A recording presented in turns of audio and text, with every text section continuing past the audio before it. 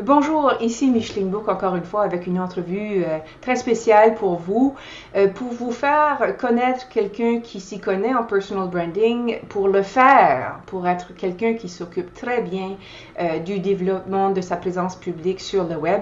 Il s'agit de Monsieur Frédéric Gonzalo, avec qui on va s'entretenir de façon très informelle, mais j'ai quelques petites questions très spécifiques pour lui, pour qu'il nous relaie un peu son expérience avec ce sujet un peu mystérieux.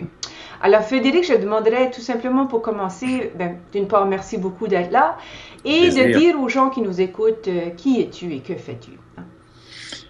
Qui suis-je et que fais-je? Oui, Où vais-je dans quelle étagère? c'est ça.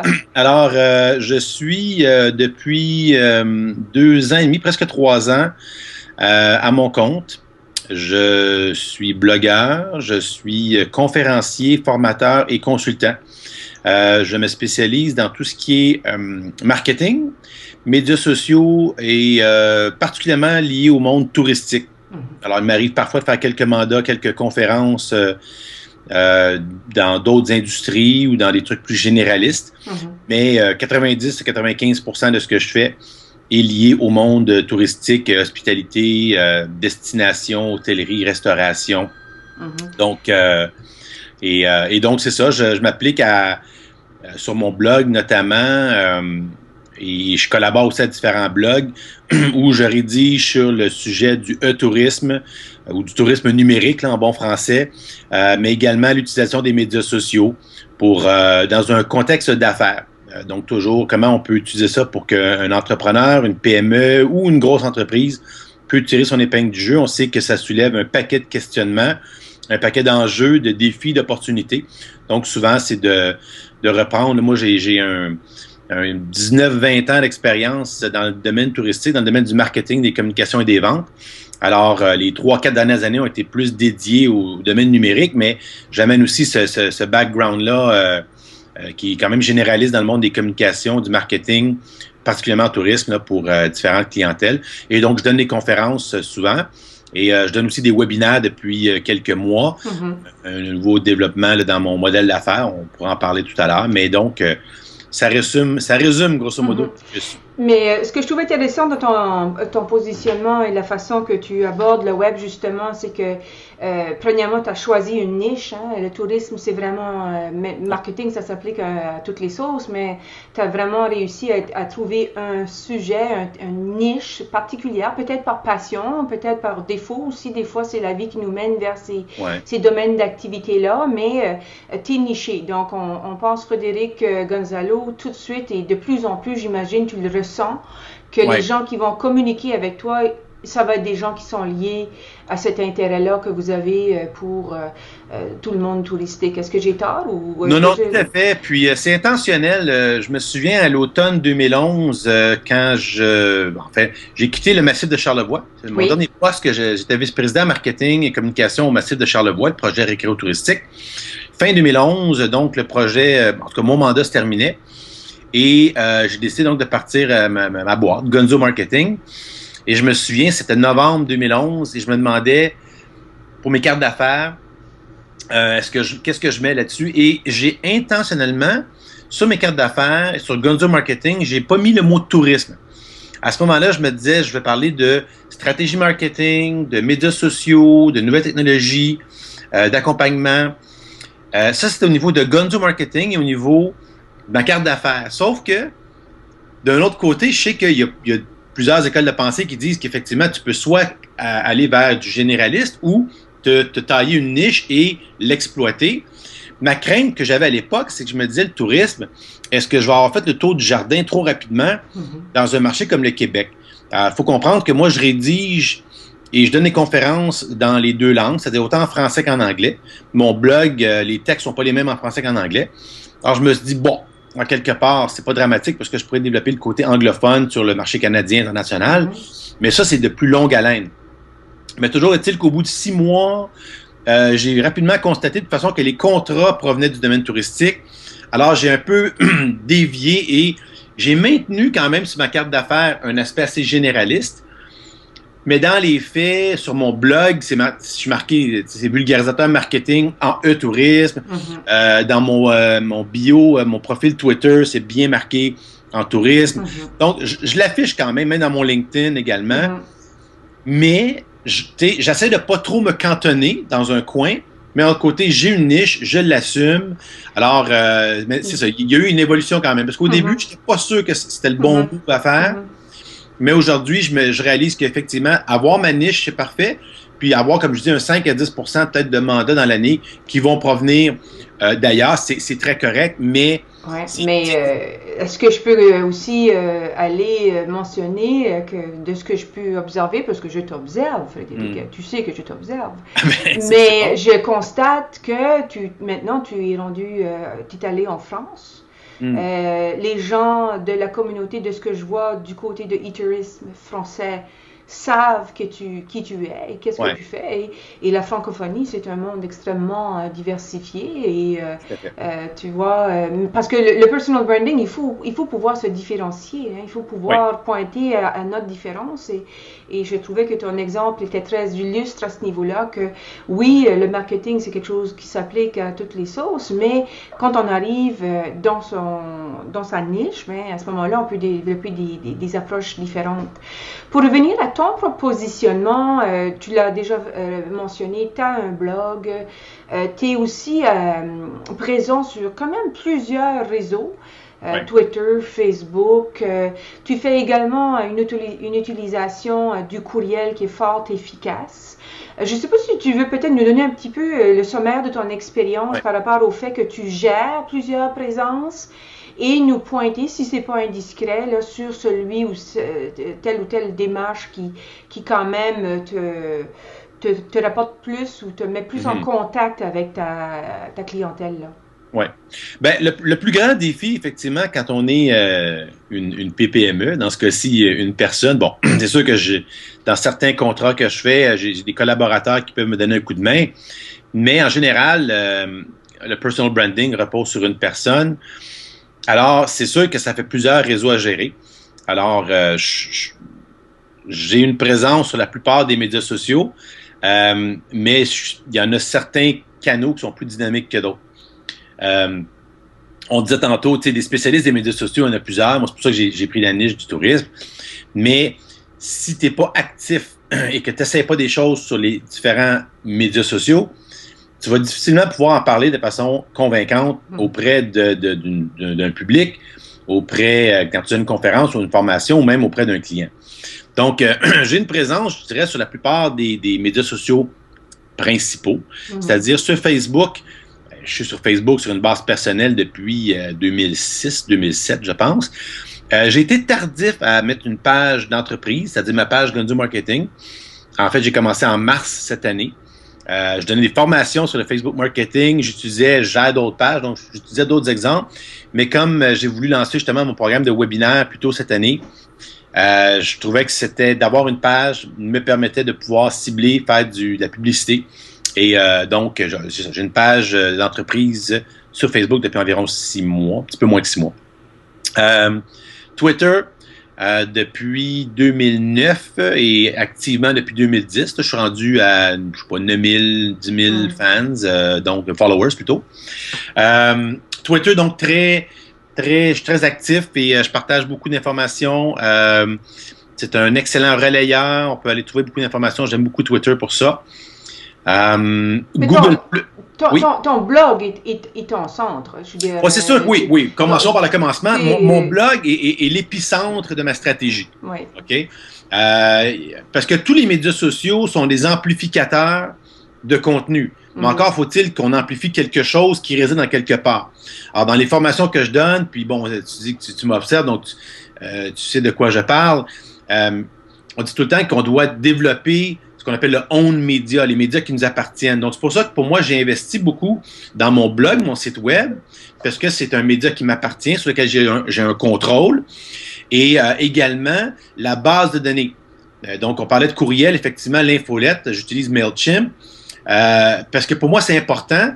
Je me souviens, j'ai un exemple qui me vient à l'esprit, c'est Chris Brogan, qui est un auteur et consultant très connu américain, qui a écrit plusieurs livres quand même à succès. Oui. Et Chris Brogan disait, je l'ai vu en conférence l'année dernière, il disait, si j'avais su, il y a longtemps que j'aurais bâti ma base de données de courriel.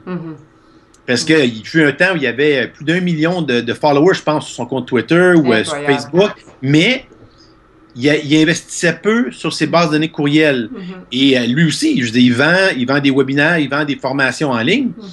Et c'est ça qui est payant. En fait, et pour répondre à la question que tu posais plus tôt, l'outil qui demeure encore le plus puissant dans le relationnel, c'est la base de données courriel, c'est les infolettes qu'on pousse. Et ça, donc, je pense que ça surprend beaucoup de gens parce qu'à un moment donné, les gens se disaient, avec les réseaux sociaux, les gens n'utilisent plus le courriel. Ben moi, je leur dis, écoutez, quand on est dans la boîte à courriel de quelqu'un, on est rendu à une place intéressante. Ça ne veut pas dire que les gens vont ouvrir tous les courriels, qu'ils vont lire tous les courriels, mais on est là, on est en top of mind, on fait partie de ceux qui reçoivent, qui sont reçus dans la boîte des autres. Donc, c'est un excellent moyen. Oui, donc, et les gens qui reçoivent mon infolette, c'est des gens qui ont donné la permission, là, qui se sont inscrits. J'ai pas spammé une base X. Toutes des gens qui, de manière organique. Alors, tu vois, aujourd'hui, j'ai commencé donc mon blog de façon plus formelle, là, que j'ai relancé, c'était en mars 2012. Oui. Et à l'automne 2013, j'ai fait une refonte, mais depuis l'été 2013, il est en responsive design, donc en mode adaptatif. Donc, ça fait 1 an et demi environ que je fais des efforts soutenus, que j'ai changé un peu la démarche. Puis, je suis rendu un peu plus de 2500 noms dans ma base de données. Donc, c'est ça combine anglais et français. Oui. Donc, des gens, moi, j'écris 1 fois par semaine en français, 1 fois par semaine en anglais. Wow. De manière systématique. Puis, c'est pas toujours évident parce qu'à travers les conférences, les contrats et tout, mais you gotta walk the talk. Mais les babines, je te signale que j'ai beaucoup d'admiration pour la rigueur, la discipline que tu manifestes en livrant la marchandise, justement, parce que c'est pas évident et ça demande beaucoup d'engagement. C'est un nœud que beaucoup ont. Je peux en parler moi-même. Moi, je suis pas aussi rigoureuse. Et par contre, on voit que chez toi, les résultats sont là. Donc, quand on travaille le jardin, à un moment donné, les choses poussent. Et tu commences après, parce que ça fait juste quelques années que tu es à ton compte. Là. Ça fait pas 15 ans là, que tu fais ça. Non. Comme je disais, moi, officiellement, ma date de lancement d'entreprise, je dis tout le temps que c'est le 1er mars 2012, parce que là, j'ai décidé de dire, OK, c'est beau, je suis pas sur le marché de l'emploi, je décide d'être à mon compte. À ton compte, c'est extraordinaire. Donc, 2 ans et demi, là, un peu moins. Mais c'est beaucoup de travail, c'est beaucoup d'engagement. C'est sûr que tu venais avec l'avantage d'avoir déjà une connaissance de la matière, mais il faut le faire pareil. Puis ça, c'est tout à ton hommage. Une question que j'ai à poser, je sais qu'il y a beaucoup de gens que moi j'ai rencontrés qui les intéressent, c'est est-ce que je dois porter mon nom ou est-ce que je dois mettre le nom de mon entreprise? Toi, tu as choisi de mettre Frédéric Gonzalo de l'avant. Peux-tu nous dire pourquoi et sur quelle base tu as fait ta décision? Parce que ton nom d'entreprise, c'est Gonzo Marketing. Mais c'est pas ça dont on parle, c'est pas ça qu'on voit sur le web. Et si tu veux nous donner quelques...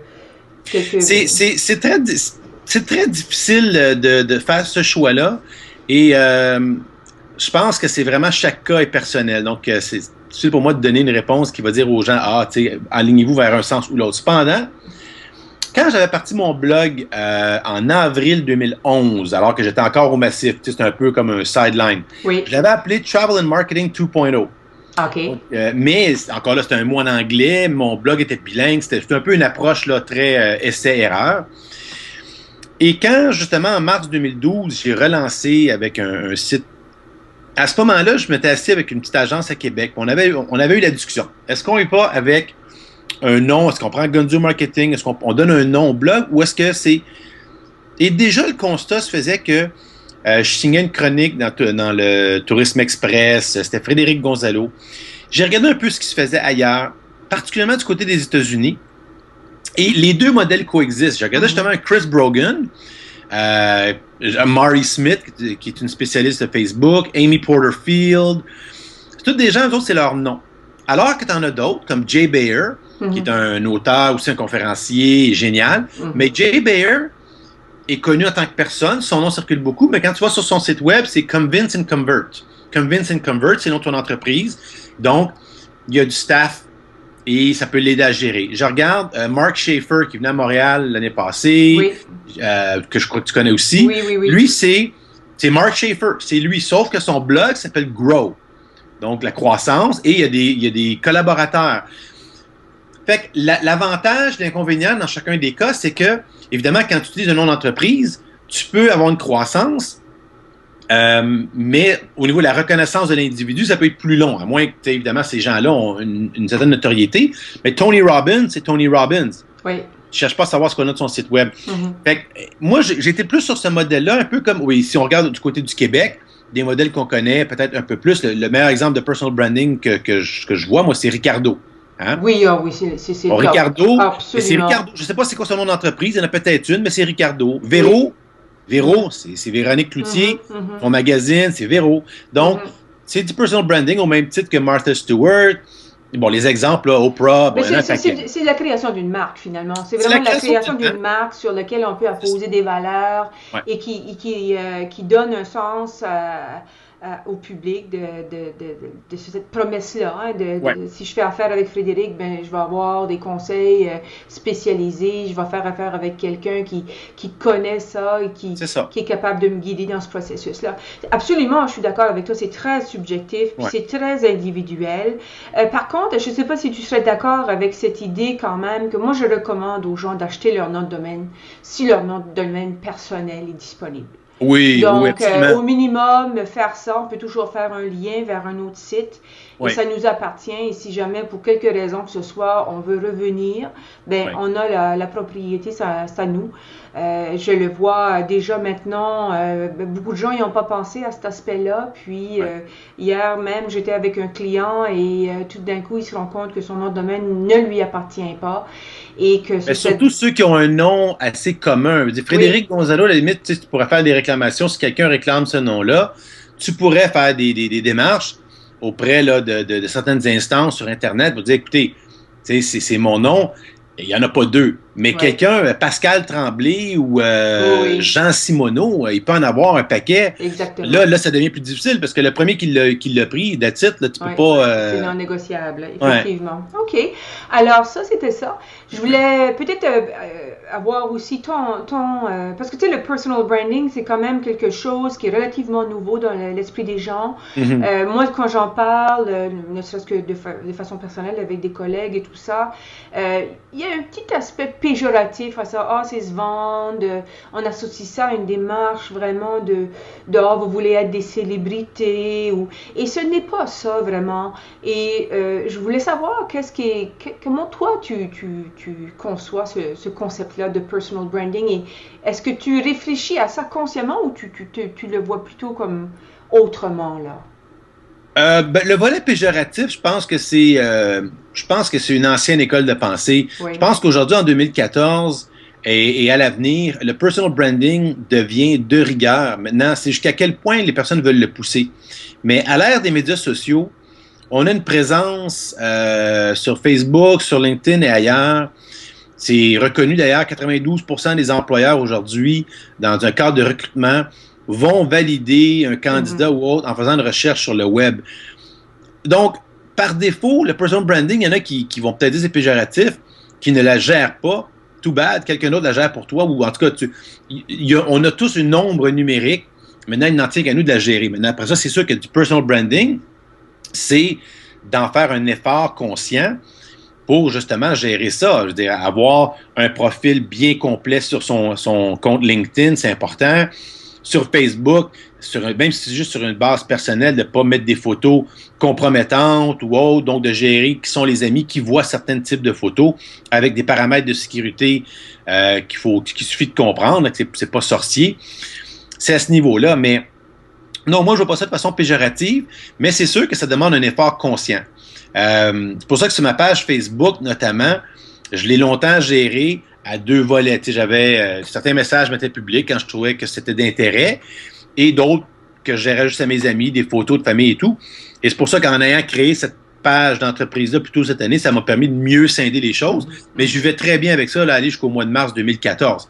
Mais c'est vrai que ça demande un effort. Tu ne vas pas publier n'importe quoi quand effectivement tu joues sur ce personal branding-là qui est important. Et ça, on le voit avec certaines célébrités, la façon qu'ils gèrent leur compte. Mais non, je ne vois pas ça de façon péjorative. Je vois plutôt ça comme une opportunité là, qu'on a à saisir. Tu sais, dans un contexte de recrutement, n'importe qui, les élèves là, qui écoutent le cours ou autre, maintenant, ça fait partie, c'est de rigueur. De nos jours, dans un emploi futur, quelqu'un qui tient un blog, même si c'est pour des raisons personnelles, pour le plaisir, c'est une trace qu'on laisse. Donc, et ça peut être parfait, ça peut être positif, mais si vous y allez avec des propos diffamatoires ou autres, ben assumez-vous et ça peut vous suivre longtemps. C'est donc cet aspect-là dont il faut être conscient. Mais moi, je le vois vraiment comme une opportunité à saisir aujourd'hui où on est tous dans une ère publique. Les photos qu'on partage sur Instagram. Instagram, un des seuls comptes d'ailleurs que je gère à titre personnel, parce qu'on peut mettre nos paramètres privés ou publics. C'est un des seuls, pour l'instant, que je maintiens privé. Donc, pour toi mes amis et ta famille, c'est ça? Oui, exactement. Pinterest, c'est public. Google+, les autres comptes où j'ai une présence, c'est toujours en mode public. Mais Instagram, je me garde cette petite gêne-là, bon, pour des raisons personnelles, mais j'y suis quand même présent pour comprendre ce qui se passe et la dynamique, surtout qu'en tourisme, Instagram, c'est huge. C'est fort, je comprends, exactement. Est-ce que tu aurais justement quelques conseils au-delà de ça? Ça, c'est un peu des façons de faire. Hein? Est-ce que, justement, pour la notion d'établir sa marque, de bâtir sa marque, je ne sais pas si tu as quelques conseils, c'est un peu spontané comme question, là, mais as-tu des éléments sur lesquels... on a parlé d'avoir son nom de domaine, mais d'avoir un marché ciblé. Est-ce qu'il y a d'autres idées qui te viennent ou des petits conseils qu'on pourrait donner à nos étudiants qui nous écoutent sur comment procéder à l'établissement d'une marque personnelle? Je pense que la chose probablement qui est la plus importante, c'est de suivre vraiment ses instincts et ses passions. Comme on disait tout à l'heure, moi, au début, je me disais, je vais pas trop aller vers le tourisme, je vais essayer des généralistes, mais l'instinct, les choses ont fait que ça m'a ramené vers le chemin plus touristique. Je vois, là, moi, c'est sûr que j'ai 42 ans, j'ai quand même 19-20 ans d'expérience dans l'industrie. Donc, c'est ce bagage-là que j'amène. Mais moi, je vois des jeunes blogueurs qui ont 22-23 ans, qui sont super, qui sont capables de se faire un branding également.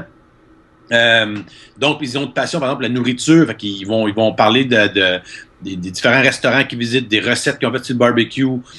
D'autres, c'est la photographie. D'autres, c'est les mangas. Peu importe. Donc, plutôt que de chercher à commenter l'actualité, parler de politique, parler... À la limite, ça peut être correct, pas de temps en temps, mais si vous tirez dans tous les sens, ça devient difficile. Donc, un personal branding, souvent, se doit d'être lié évidemment, à moins qu'une personnalité publique là, connue là, de la télé ou autre. Mais si c'est quelqu'un qui fait ça sur une base personnelle, je pense que ça revient beaucoup à se trouver un champ d'intérêt et l'exploiter, en parler, musique, vidéo, autre. Et aussi se trouver peut-être un canal. Moi, justement, le blog est au centre de mon action, puis pour ça, j'amplifie. Mais il y en a certains pour qui, justement, c'est Instagram, c'est la photo. D'autres pour qui, c'est faire des petites capsules Vimeo, YouTube. Donc, de se trouver une niche, mais quand même, on n'aura pas le choix si on veut bien amplifier les messages. Ça va être d'utiliser après ça certains médias sociaux. Une des erreurs à éviter, c'est justement d'être sur tous les médias sociaux, mais après ça, d'avoir une présence approximative. C'est peut-être essayer de voir qu'est-ce qu'il y en est, mais d'en choisir 4 ou 5, le gros maximum, pour bien les exploiter. Et puis, je dirais que ça, c'est vraiment quelques conseils qui devraient porter fruit. Là. Excellent. Alors, moi, ça fait le tour pour moi, Frédéric. Je suis vraiment content qu'on ait eu ce moment-là. Je pense que les étudiants vont voir que c'est possible. Comme tu le mentionnais, puis on va certainement prendre l'occasion pour le faire valoir, c'est que maintenant, avec cette progression que tu as fait quand même très rapidement, en produisant des contenus de haute qualité qui s'adressent à un public vraiment ciblé, tu es maintenant en mesure de, entre guillemets, vendre, de transférer ton expertise sur le web et de la monétiser. Donc, ça peut aller très loin, cette démarche-là. La technologie le permet à des coûts extrêmement raisonnables.